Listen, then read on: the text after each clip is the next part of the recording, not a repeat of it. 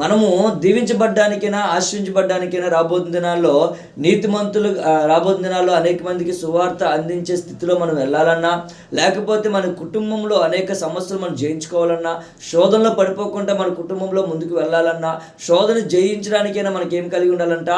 నీతిమంతుడు అనేక తత్వంలోకి మనం నడిపించబడాలి. హల్లెలూయా. ఈరోజు నీతిమంతులుగా ఉన్నామని చెప్పి చాలామంది అనుకుంటున్నారు, కానీ ఇక్కడ దేవునికి వాక్యం క్లియర్గా సెలవిస్తూ ఉంది, దేవుని ఎడల నీతిమంతులుగా ఎన్నుకోవాలి. ఆమేన్. నాకు నేనే నీతిమంతుణ్ణి, మనమే నీతిమంతుణ్ణి అని అనుకోవడానికి వీల్లేదు. దేవుడు ఎన్నుకోవాలి. ఇగో ఈ కుమారుడు నీతిమంతుడిగా ఉన్నాడు, దేవుని స్తోత్రం అని దేవుడు ఎన్నుకోవాలి. ఇప్పుడు మోషే గారి సమయంలో చాలామంది ఉన్నారు, కానీ దేవుడు మోషే నీతిమంతుడు దేవుడు ఎన్నుకున్నాడు. అబ్రహాం గారు ఉన్న సమయంలో చాలామంది ఉన్నారు ప్రజలు, కానీ దేవుడు నీతిమంతుడిగా అబ్రహాంని ఎన్నుకున్నాడు. నోవహు సమయంలో ఉన్న టైంలో